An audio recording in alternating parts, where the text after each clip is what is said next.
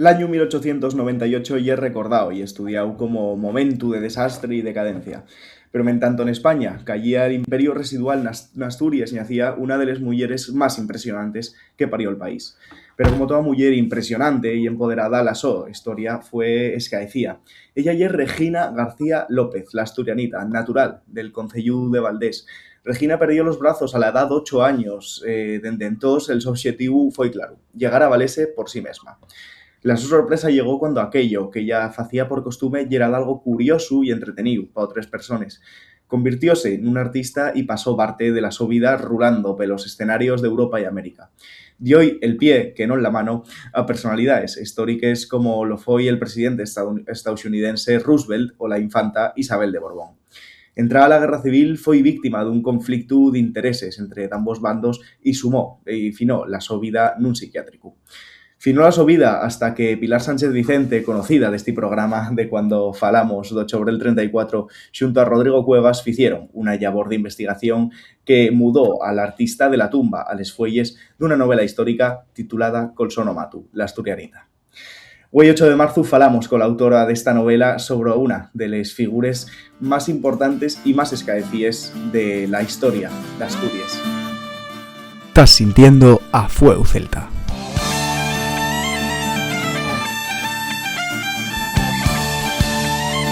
El podcast de entrevistas en asturiano.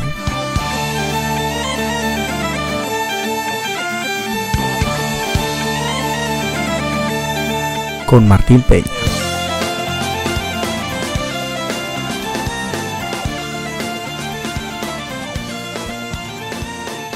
Así que nada, ya estamos aquí con Pilar. Muy buenas, Pilar, ¿qué tal?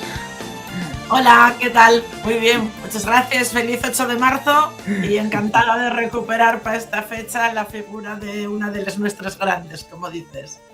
Pues sí, y además eso, llama mucho la atención que sea una figura realmente tan importante por todo lo que hizo y por todo lo que significa, ¿no? Que ahora que tanto de moda esto de los valores de la resiliencia y demás, pues que esta figura no fuera recuperada mucho en antes de lo que la recuperasteis vosotros. Bueno, ahí yo diría que hay cantidad de figuras esquecidas de la historia, sobre todo de mujeres, porque esto estamos viéndolo continuamente, a nada que entres en cualquier plataforma, filósofos, pintores, escritores, cada vez son más las mujeres que recuperamos y en este caso fue una verdadera suerte.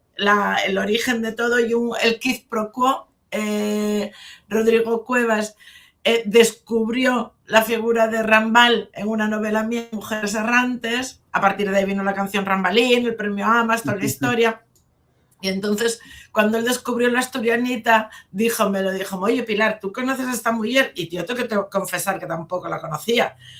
Y vamos, al vela, dije, vamos, esto merece una novela, merece la pena. Y entonces, bueno, propusimos, la verdad es que al principio propusimos hacer una película. Anda. Nosotros a lo grande, venimos arriba, dijimos, esto tiene que ser una película, por lo menos una serie.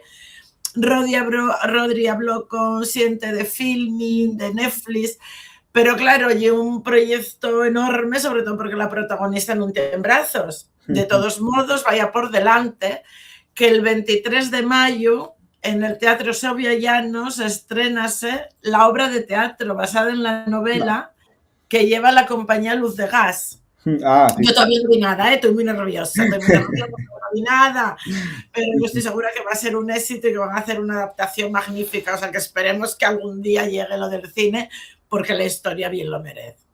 Pues apuntámoslo en el calendario el 23 de mayo como la fecha de estreno de esta obra de teatro inspirada en la novela.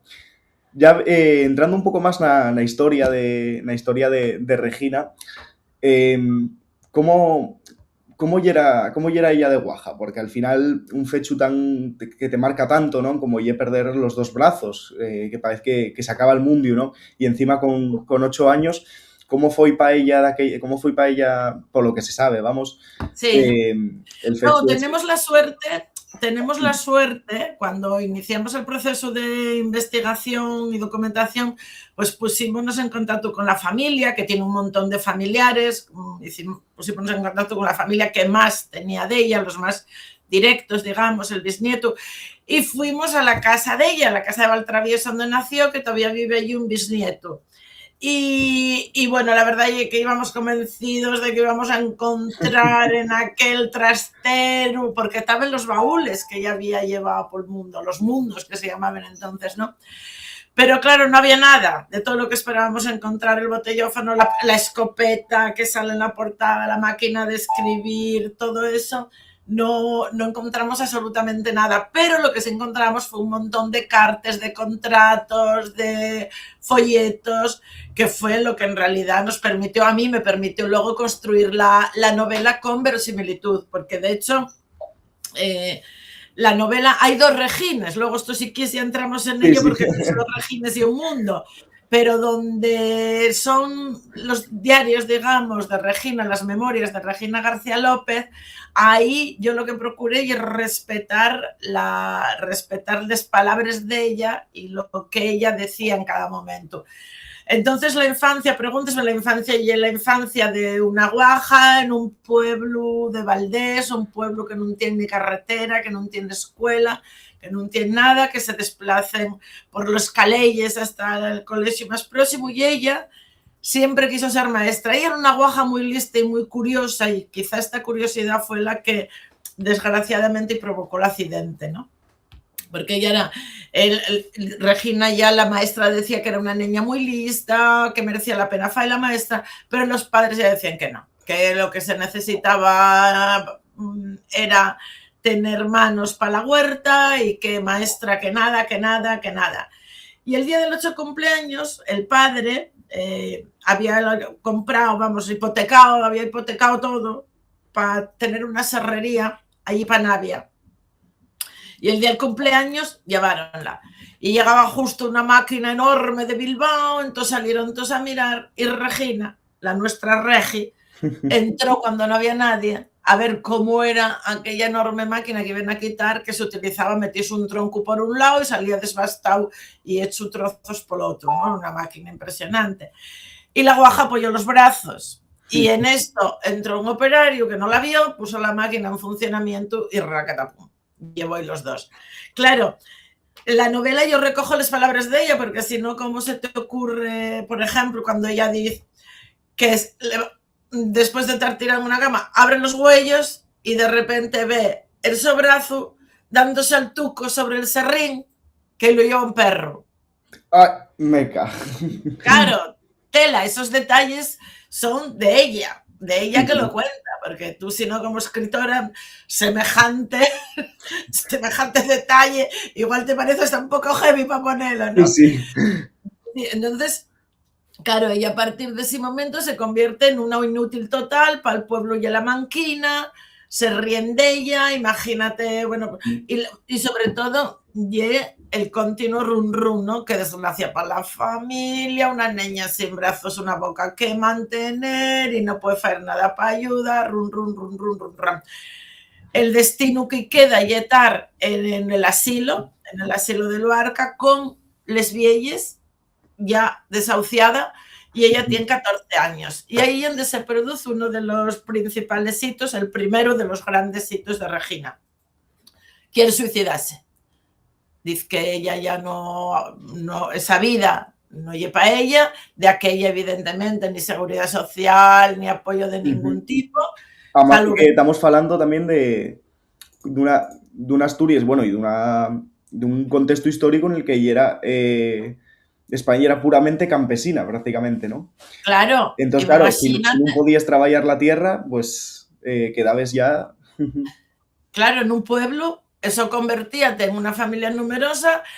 Ojo, date cuenta que el padre había lo hipotecado todo para la serrería, pero vuelve a rehipotecarlo todo porque las medicinas que tienen que dar y la operación, que tuvo que venir un médico de Oviedo, que lo fueron a buscar a caballo, tú mira lo que estamos hablando, principios del siglo, claro, no había ni teléfono, ni móviles ni nada, ¿no?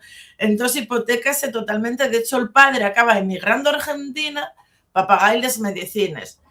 Y ojito con las medicinas, claro, cóselo allí uno del pueblo, porque el que viene de Oviedo ni se atreve a coser los brazos, cóselos como puede, pero eso condena a estar toda la vida dependiendo de la morfina, que recordemos que entonces la morfina y la heroína se vendían en las farmacias free, poco menos, ¿no?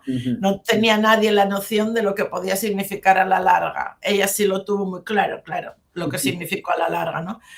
Pero se tiene que hipoquetar. Bueno, total, que ella ve que hay una carga, el padre ya tuvo que marchar a Argentina, la manquina y todos se ríen de ella, pierden los amigos y va a tirarse de Luarca por un acantilado. Y cuando se va a tirar, ven una piedra, un cangrejo, y dice ella, sin agua, dice, este va a morir como yo, fuera de su sitio, otro ser que está fuera de su contexto y como yo está condenado a la muerte. Y piensa, bueno, si él se salva, yo no me tiro. Y cuando vuelve a mirar, todo esto conta por ella, una ola había se lo llevado. Y entonces dice, bueno, voy a darme una oportunidad. Y por esas magias de la vida, cuando llega a Luarca, al pueblo, ve un barullo, arrímase y hay un titiritero con un mono. Y al ver el titiritero con el mono, arrímase a mirar y de repente ve que el mono está pelando naranjas y abriendo nueces con los patuques traseres. Entonces piensa ella, ¿y qué ye? ¿Que puede hacer un mono? Y no lo puedo hacer yo. Y entonces llega para casa, siéntase allí y empieza a coger cosas con los pies, a intentar utilizar principalmente los dedos de los pies ante el gran risión, la gran risión de tu pueblo. Y el caso ya que lo consigue. El caso ya que lo consigue, al poco ya está sirviendo la mesa, ya se arregla ella, siempre tiene que tener una figura al lado, pero bueno, digamos que ya se lo arregla. Y llega, él consigue un benefactor, intenta entrar en unos brazos de Alemania que no hay encaje, en un drama de la Virgen, pero al final también el benefactor muere y la mujer del benefactor marcha y entonces de despedida llévenla al teatro. Llévenla al teatro porque cuando la Isabel, la campechana, que el apodo son arabos, no solo el campechano, la Isabel era la campechana, bien de familia de los Borbones, son muy panchos, cada vez que venía Sisión, iba al Teatro Sevillanos y entonces allí había como los típicos demos de la niña que suma más rápido, la bailarina que da más volteretas, todos niños prodigios. Sí, algo que casi rozaba con el concepto de circo que había de aquella, ¿no? Sí, claro. Entonces, llévenlos nada, porque ella no ellos da, la infanta no ellos da ni perras ni nada, pero bueno, y como una oportunidad de hacer allí la demostración de los niños prodigio de Sisión. Y entonces va Regina, el día antes, están donde el de Indurra, tomándose allí un refresco, y Regina, claro, coge el refresco con los pies, y entonces la gente que pasa empieza a tirar ellos monedas, y de repente ve la mesa llena de monedas, y la benefactora toda ofendida pregunta qué pasa, y dice la gente, que pensaban que la niña iba con la compañía Raquel Meyer, que actuaban al día siguiente, y que claro, que como eran varietés, pues que sería una varieté más. Y Regina no dice nada, pero queda ella rucu. Total, estoy muy guapo, porque cuando ella entraba de los últimos, ella estaba en el escenario, y ella tenía que entrar a hacer una firmina así en un papel, en un caballete, y ya estaba, ¿no? Pero claro, la infanta que daba al Morapio tenía allí la frasca vino con la copa y venga a ver pasar niños prodigio, la infanta estaba ya dando cabezas, que en esto le aparecía a la vez, daba cabezas así, y Regina que lo vio dijo, ya que esta no me va a hacer ni caso. Y entonces ni corta ni perezosa entra, cuando toca el turno, pasa del papel que tenía que escribir, avanza hacia donde está la infanta en su mesa, coge la frasca, sirve el vino y da una copa, todo esto con los pies, claro, la infanta abrió los huellos y aquello dijo, madre mía, ¿qué es esto? Estoy soñando. Y entonces, bueno, claro, se monta el gran escándalo, patachín, y dice, bueno, a ver, yo no te puedo dar dinero, no te voy a dar dinero, pero voy a darte lo que me pides, que no sean perras. Muy de cuento eso también, ¿no? El rey, sí. voy, date lo que quieras, ¿no? Date lo que quieras. Perros no, Claro. Y entonces la niña suelta la bomba. Dice, yo lo que quiero, y una carta para trabajar con la compañía de Raquel Meyer. mañana. Y mañana estaré en el escenario con la compañía Raquel Meyer. Y todo el mundo, pero como tal, no sé qué, bueno, total, que dan la carta. Y entonces en ese barullo llega un periodista y dice, bueno, pero entonces, ¿cómo denunciamos? Y yo cuando yo lo dice, porque de aquella traías el argentinita, eran todos estos nombres, y entonces dice ya, yo soy la asturianita, la artista que no tiene brazos ni los necesita. Y ese será su lema, su eslogan luego a lo largo de todo el tiempo. Así es como inicia ella su carrera, digamos. Claro, con ese eslogan no solo quedó en el Teatro Villanos de Gijón, sino que actuó pues por todos los escenarios prácticamente de Europa, de América. Claro, ¿cómo que pasa de eso, de actuar en el Teatro Villanos con la compañía de esta de Raquel Meyer a facelo ya a nivel tan internacional, ¿no? Claro, primero acóplase como vedette en compañías ajenas, pero luego funda la propia. Es que encima y empresaria, que también hay que echar de comer aparte. Quiero decirte, y empresaria va a ser una mujer divorciada, porque con la república que permitía el divorcio, casóse, tuvo 3 fíos, quiero decir, ya tuvo una vida plena. De hecho, llevó los 3 fíos, fue con los fíos para la Argentina, recorrió Brasil, Argentina, en toda Sudamérica estuvo, toda Latinoamérica estuvo 2 veces. La primera vez con la compañía, una compañía de otro, y la segunda ya con sello propio, que esos son todos los papeles que tiene en el que conserva, son los contratos, que ahora es muy guapo porque conserva el contrato con cada sitio y lo que paga por dormir, pero date cuenta que, por ejemplo, en un mes solo, en el año 32 tienen 30 actuaciones en Cuba, recorre Cuba entera, casi una actuación por día, imagínate desplazar todo esto. Ella y una mujer con una gran visión, lo mismo que tuvo la visión de lo de Raquel Meyer. Date cuenta que este el momento donde están les flappers, son las mujeres realmente, las mujeres libres, son estes que actúen, que van, que vienen, que ganen dinero, y el periodo de entreguerras. Ella tiene muchas facetas. Cuando empieza esto, descubre que otros como ella empiezan a hacer anuncios de no de Pravia, de lo uno, de lo otro. Entonces yo cuando dice, oye, yo esto, y tiene un cuñado que ya la siente más o menos de ella, Pinchetti, que ya el que negocia el Rolls, porque de aquella sala, los Rolls saquen, no sé si con 8 pistolas, no sé cómo se llama, aquí de coches entiendo poco, pero saquen un nuevo modelo que quieren vender como el coche que cualquiera puede conducir. Y entonces la figura que lo representa y era Regina, que con los pies conduce el Rolls. Pero ¿esto qué supone? Esto supone que a cada pueblo que va de cada sitio del mundo, de Venezuela, de Colombia, de Argentina, Paraguay, Uruguay, a cada pueblo que llega, tienen que pasar un examen. Y allí tiene el papelín que la acredita capacitada para conducir, para manejar el auto por la ciudad. ¡Anda!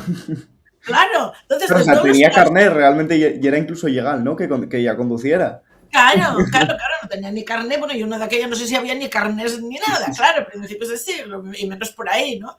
Y ella entonces llegaba y tenía que pasar como un examen de que realmente podía manejar el coche. Entonces llegaba, daba una tournée, daba la vuelta al pueblo con unos cartelones detrás del Rolls anunciando la actuación y conduciendo con los pies. Claro, mayor publicidad que esa ya. Bueno, claro, tremenda. Porque además ella era ahora...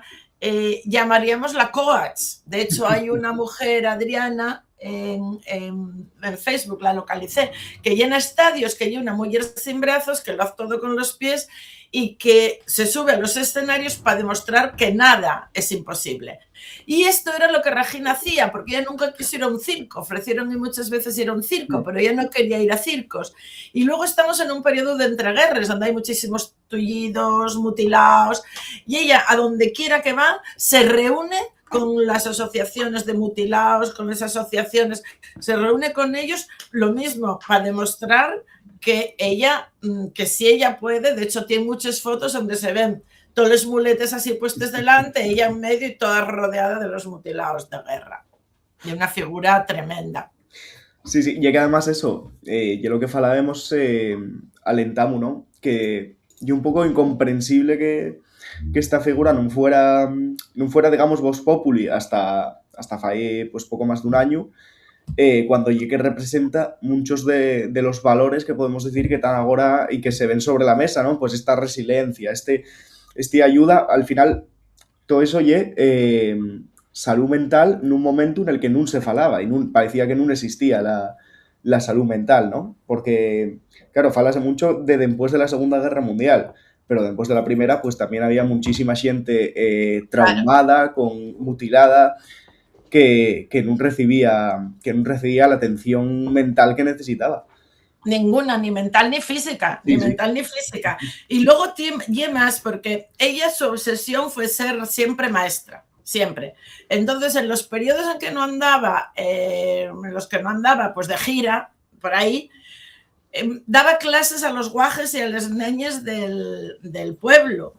Pero y más, ya que cuénteslo, y es como increíble, el pueblo, con el primer alcalde republicano, fue el hermano de Severo Ochoa, fue Luis Ochoa. Entonces, Fernández Ochoa es, ahora estoy liándome. Bueno, Luis, el primer alcalde republicano, ella dedicóse a mandar cartas, no tiene brazos, a mandar cartas en nombre del pueblo, porque ella sí sabía leer, sabía escribir, y hacía las cartas bien con la hoja o bien a máquina, y consiguió la carretera y la escuela, que las cartas estaban conservadas, las cartas que mandaba el ayuntamiento, la copia y la carta de vuelta. Y de hecho Luis dice, pero vamos a ver, Regina, tú tenías que meterte en política, porque tú desde luego vales para todo. Y entonces ella, como no había manera, solo había becas para estudiar, las becas para estudiar había 30 para la provincia de Oviedo, que era de aquella, había 30 becas. Pero claro, ninguna llegaba para los probes. Entonces ella ofendióse mucho, fue a Oviedo y resulta que, claro, las becas, ¿quién les llevaba? El FIU del director de no sé qué, del director del banco, el FIU de la Renfe, todo eran pafíos de gente notable que ni estudiaba, claro. Entonces ella montó una asociación, montó una fundación a escote pericote para dar de comer a los niños. Esa fundación es el origen de todos los males, porque ya cuando empieza a dar por Luarca conferencias para pedir perres y reúnen el Ateneo para pedir perres para los niños probes, los mismos ricachones que llama ella, que no la atendieron cuando era pequeña, ahora llamen la Amazona Roja y emprenden una campaña tremenda contra ella. Y precisamente por esa falta de respuesta, y cuando va a Madrid a intentar hacer una última gira para conseguir dinero para la asociación esta, para la fundación, 2 días antes del golpe de Estado de julio de 1936. Se va el 16 para allá y ya no vuelve de Madrid. De hecho, el Severo y Luis, los hermanos Ochoa, van a buscarla en septiembre y dicen y que van para Francia, que vaya con ellos, y ella dice que no, que ya queda allí en Madrid, que los fíos están en Asturias y que ella espera ir y volver, o sea, ir y volver al pueblo, ¿no? Algo que nunca conseguirá, porque por un lado va a ser acusada de espía por la República y va a ser acusada de espía por Franco. De hecho, el episodio que lo cuenta ella de cómo luego entra con Franco, claro, es de locos, porque después, bueno, malísima, coge tifus, el tifus es antemático, enfermedades miles, pasa por los hospitales, hacenla pasar por loca a ver si puede salir, que si tiene parafrenia sistemática, a ver si puede salir, pum, pum, pam, pam. El caso es que, bueno, consigue salir, acaba la guerra, recuperase un poco, y cuando ya dice el médico, bueno, ya puedes volver a Asturias, la prove va al cine. Y cuando va al cine, al final de la película, todo el mundo levanta el brazo y viva Franco, y viva Franco. Y claro, ya no lo levanta, lógicamente. Y entonces el chaval que tiene al lado, que además es un chavalín joven, dice, ¿usted por qué no levanta el brazo? Dice, pues yo no levanto el brazo ni ante Franco ni ante Dios, claro, no lo tengo. Bueno, pues a partir de ese momento el chaval emprende una persecución, espérala a la puerta tal y cual, hasta que la acaben metiendo otra vez dentro de la cárcel. Y luego hay muchos avatares con la otra Regina, que merece la pena hablar de ella, con la otra Regina, porque al final su muerte es muy confusa. Ella dicen que muere de tifus, pero el tifus no se pasa 2 veces. Y ahí había 2 cosas por el medio. Un piso, un jesuita. Claro, cuando hablábamos con la familia había 3 cosas que quedaban en el limbo. Un piso enorme en la calle Alcalá, un jesuita, que era el que lo había dado, supuestamente, y otra Regina. Otra Regina. Yo, claro, estas 3 cosas investigué. El jesuita en Argentina, precisamente, con los... Yo había tenido contacto allí con Siente en Tucumán, emigrantes de Luarca, de la familia de los Pachorros, que por cierto son también de los Álvarez Cascos, de la familia de los Pachorros, y porque el benefactor que ella había conseguido unos años en Luarca era también de la familia de los Pachorros. Entonces yo pregunté a ellos si era posible que hubiera algún jesuita en esa familia de fíos ilegales, y resulta que el hermano del su benefactor, había tenido 11 fíos fuera del matrimonio. Madre. Uno de los cuales acabó de cura. Entonces, y es probable que el jesuita hubiera existido y el piso que también hubiera existido. Y faltábame la otra Regina. Y la otra Regina y cuando de repente me encuentro que si la nuestra Regina nació el 26 de agosto de 1898, la otra nació el 28 de agosto de 1988. La otra y una gallega, fía de militares, fía natural de militares, y la nuestra Regina nace aquí. ¿Qué pasa? Que la otra llega a ser propagandista de la República y a estar llevando el Instituto de Prevención y Reinserción de Minusválidos, donde Regina manda cartas cada poco. Entonces, si yo, Regina García, recibo cartas de Regina García minusválida, lógicamente ahí lo que explica ese vínculo, porque la nuestra Regina acabó representando a España en el momento de la República ante la Sociedad de Naciones y acabó visitando a Roosevelt, conociendo a Eleanor Roosevelt, que precisamente se ocupaba de todo el tema de discapacidades, digamos, etcétera, etcétera, y ese sería el vínculo como ella acabó estrechando el pie a Roosevelt en su silla de ruedas y la nuestra Regina, imagínate la escena. Yo la verdad es que ahí intenté buscar en todos los nodos de Estados Unidos porque la familia decía que sí que estaba, pero yo no lo encontré, la verdad. Claro, Roosevelt, para quien no lo sepa, estaba en silla de ruedas también. Fue presidente ya durante... Claro, de aquella no era presidente, ¿no?, de los Estados Unidos. Sí, y el momento que se fue. Sí, de hecho ella visita en la Casa Blanca, donde ella, Eleanor Roosevelt, ya vive con la periodista, que claro, llevan una relación separada, mantiene el matrimonio Roosevelt, mantiene la ficción, pero ella ya vive con una periodista precisamente, sí. Sí, claro, ¿cómo fue esto de que Regina fuera representando a España, a la República, ante la Sociedad de Naciones? Claro, porque la República nace y necesita, siente antes en las dictaduras, en la dictadura de Primo de Rivera, con ese cerrazón que tenía España, que luego volverá a tener con Pachu, no mantiene relaciones exteriores. Entonces la República evidentemente quiere mantener relaciones exteriores, pero no tienen tanta siente y mucho menos siente que sepa idiomas. Y claro, Regina sí sabía idiomas. Y Regina está afuera, está ya precisamente en Uruguay, me parece, en México, que dan un saltín nada más para llegar a Estados Unidos. Y el momento en que esta otra Regina ofrece participar representando a la República en la Sociedad de Naciones bueno, porque no era exactamente la Sociedad de Naciones, hacían comisiones por temas. Y esta y era de los mutilados, que llamen en aquel momento, llamen de mutilados, así, sin ninguna, directamente. Sí. Entonces, claro, estamos hablando de 2 Regines, encima de 2 Regines García, ¿no? Ya compartiendo nombre y apellidos. Fálanos un poco más de eso, de la otra Regina, ¿no? ¿Qué podemos decir? Claro, la otra Regina y la reos, porque la otra Regina, yo todo lo que cuento de ella, cuéntalo ella misma, porque publicó un libro, una autobiografía en los años 40-50. Ella llegó a ser propagandista del régimen de Negrín, pero luego hizo ser más franquista que Franco. Y el libro que tiene precisamente es Yo también fui marxista. Ese es el libro donde cuenta su biografía.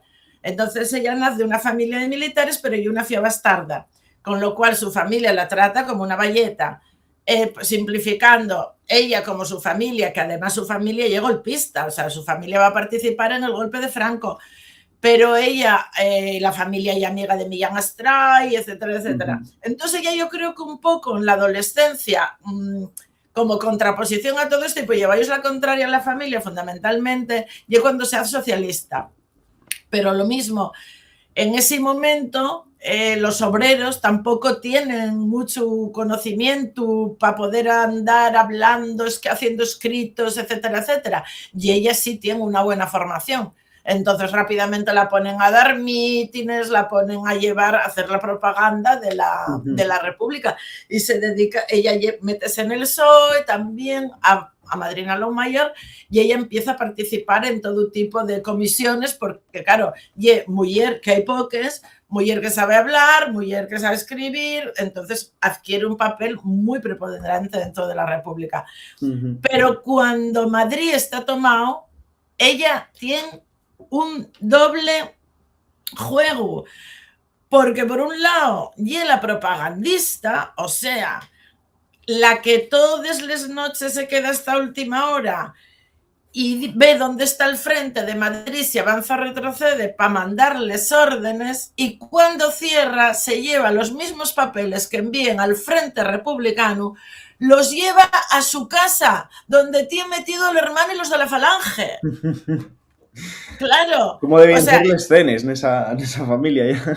Madre mía, claro, imagínate. Ella se llega a casar y separar y tener hijos con un capitán republicano. El capitán republicano vive en un hotel, ella vive en un superpiso en Alcalá, y en el superpiso en Alcalá empieza a meter a todos los fascistas refugiados, y ella está jugando continuamente en un doble frente. Es una tía también que la historia es la hostia, pero tú mira la tía lo que te estoy contando, o sea, es capaz de tener la sangre fría, de cuando sospechan de ella señala a otro al lado inocente del que se cargan, o sea, ella no tiene piedad alguna con nadie, es una tía de la repera, hace todo tipo de favores a cambio de dinero, luego acaba fatal porque acaba también en la cárcel, y Franco tampoco se cree todo lo que cuenta, y de hecho ella acaba en su propia biografía, cuando está en el momento de exaltación franquista en los años 40 y pico, tiene un moblé, picardías, mira tú,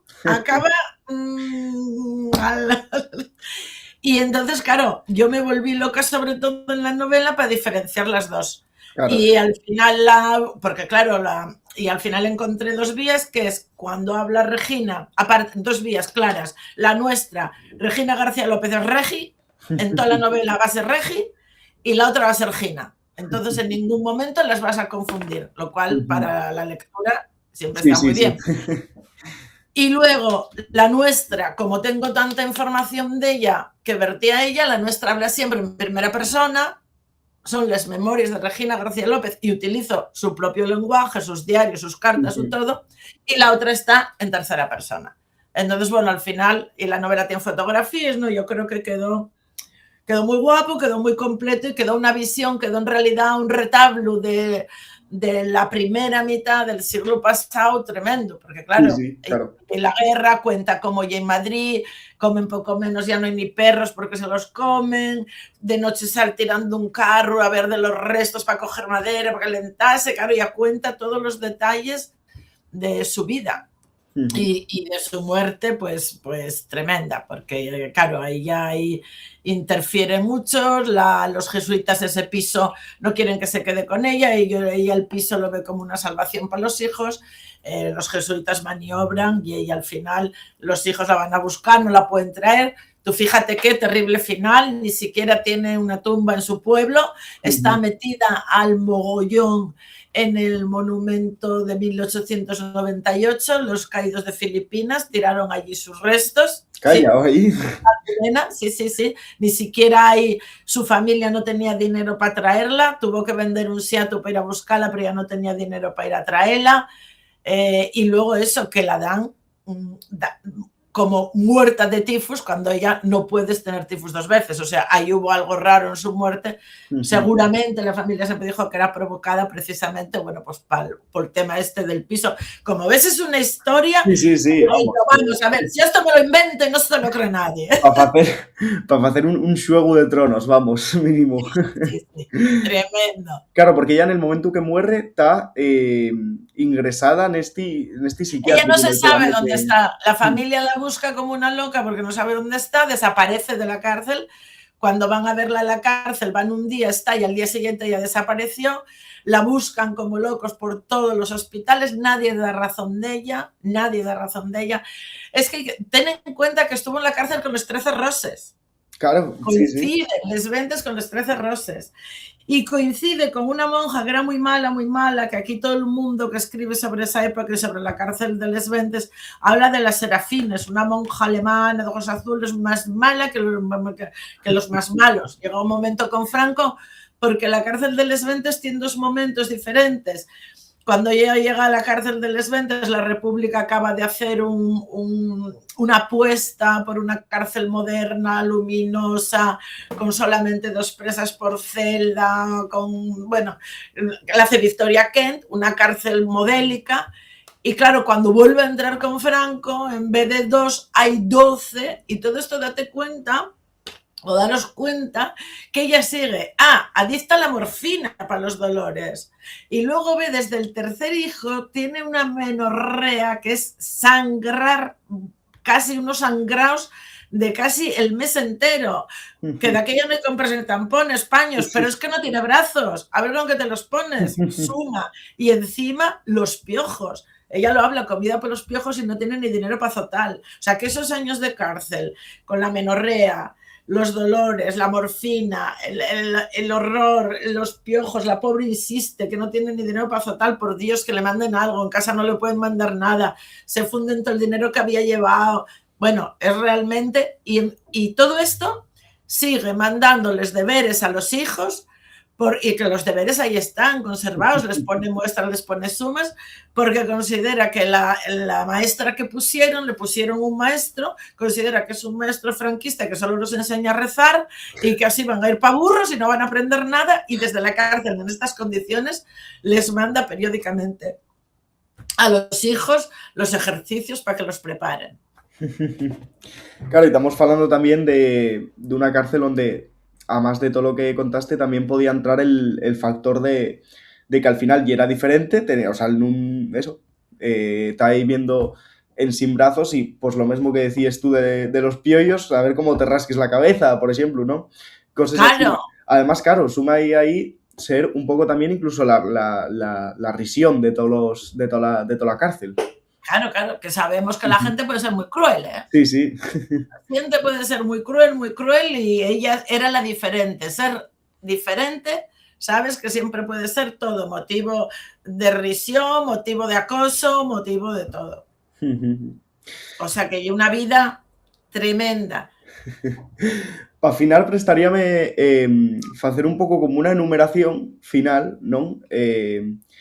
Un poco de lo que vienen siendo todas las cosas que ella ya era capaz de hacer con los pies, o que se sepa, porque seguro que hay muchas que tampoco se saben, ¿no? Por ejemplo, sepa. Eso, pues mira, destaca en la portada la escopeta, pero también se fala mucho de acordeón y demás. Bueno, hay, no sé si veis, estoy uno de los folletos, el folleto que ella daba, y aquí bien explicado, dice: la asturianita, la célebre y única artista del mundo que solamente con el auxilio de sus maravillosos pies ejecuta trabajos que millares de personas no pueden hacer con las manos. Y esto es verdad que escucha. Sí, sí. Es tiradora al blanco. Conduce cualquier automóvil con sus divinos pies. Toca el piano, violín, acordeón y xilofón. Es profesora de caligrafía.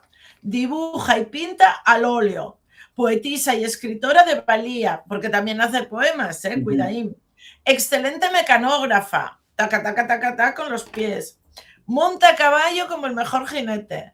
juega al billar y a los naipes, caza con escopeta una moneda puesta sobre el bocal de una botella. Anda, moneda sobre el bocal de una botella, dispara tú y dale. Dibuja la caricatura de uno del público, hace toda clase de labores de su sexo. Corta, enhebra una aguja y cose, descorcha botellas y las sirve, hace toda clase de trabajos domésticos y hasta se sirve de los pies para comer. Lo que no llegamos a saber muy bien, vimos los discos que ella utilizaba para el espectáculo, pero lo que no llegamos a saber muy bien, porque eso claro, no hay nada grabado, era cómo articulaba todo esto, porque ella al principio iba con otras compañías y hacía solo alguna de estas cosas, pero al final cuando ya tiene su propia empresa lo hace todo, pero canta, baila, mueve todo esto y claro, el espectáculo dura una hora, ¿no? Ahí hubiera estado muy guapo poder grabar y ver cómo ella era capaz de hacer todo esto. Donde quiera que va, te dije que se reunía con los mutilados, pero también se reúne con todos los centros asturianos. Ella es, donde quiera que va, es un motor que lo dinamiza todo y lo pone todo en movimiento, precisamente por esa resiliencia que dices, esa capacidad de decir, mira, a mí ya peor no me pudo haber tratado la vida, no sabía lo que la vida le iba a tratar todavía peor, pero vamos, fue capaz y su faceta de filántropa, de conseguirlo todo para el pueblo, que luego esto es un dolor, porque cuando intenta que los del pueblo le firmen papeles que digan que ella no es roja y que no es masona para librarla de la cárcel, nadie da la cara por ella. Eso es tristísimo cuando ella, cuando salió de su pueblo poco menos que en volandas, ¿no? Cuando fue a Madrid a buscar dinero para la fundación, el pueblo le hizo pasillo para aplaudirle y luego cuando cayó en desgracia nadie quiso saber nada de ella, que eso también desgraciadamente es algo que también desgraciadamente muy común, ¿no? Cuando estás arriba todo el mundo te quiere, cuando estás abajo nadie te conoce. Y al final, hombre, también hay que entender el contexto aquel de que si te posicionabas a favor de a quien Nuni presta el régimen, pues también hay que pensarle represalias que había y bueno. Claro. Y ella la acusan de todo. O sea, incluso la Guardia Civil dice que marchó, ella marcha 2 días antes y la Guardia Civil firma que marchó cuando se levantó, cuando hubo el golpe, en plan de hubo el golpe y ella se marchó de aquí para que no la pillaran, ¿no? Dando argumentos todo en su contra. O sea que realmente es muy mala suerte, muy mala suerte, la verdad, porque, pero bueno, una capa. Y luego fíjate otra cosa, yo la llevé a un congreso de superdotados porque ella en Argentina le hace un psicólogo que de aquella está empezando el tema de la superdotación y le hace una serie de pruebas y de test y decide que es una mujer con muy altas capacidades. Fíjate tú, o sea que, bueno, a ver, ella lógicamente para hacer todo esto, capacidades tenía que tener más y fuerza de voluntad como nadie, ¿no? Así que nada, ahí la tenemos como ejemplo para cuando caemos y decimos, ay, que es que me cayó la uña del dedo. Bueno, pues mira, sí. Hay brazos y todo esto. Buen calle de los brazos que vamos, se puede tirarse para adelante. Pues muchas gracias por Pilar, por traernos la historia de esta mujer que, oye, tiene que... Y yo gracias por llevar a Fueu Celta, porque yo creo que Fueu Celta tiene que rescatar también estas figuras, ver la pena. Sí. Dallos caña y fueu realmente. Y bueno, también tenemos pues muchas más na retaguardia que este año dedicámoslo a ella, pero bueno, hay muchas más figuras que rescatar y que divulgar, porque igual rescatáis ya tan, porque hay gente que sabe de ellas, pero hay que divulgarles igual que muchas otras figuras que formen parte de la psique colectiva, ¿no? Viéndoseme a la cabeza Marie Candallón y Xoa Cabo Vela, es que ¿no? Sí. La guerra, la independencia, pero bueno, hay muchísimas más que tenemos dentro del país y que no hay que escaecer. Claro. Sí, señor. A por ellos. Pues eso, lo dicho, muchas gracias y muchas gracias también a todas las personas que sentisteis el programa hasta el final. Muchas gracias a todos. Un beso enorme a todos los oyentes de Fueu Celta.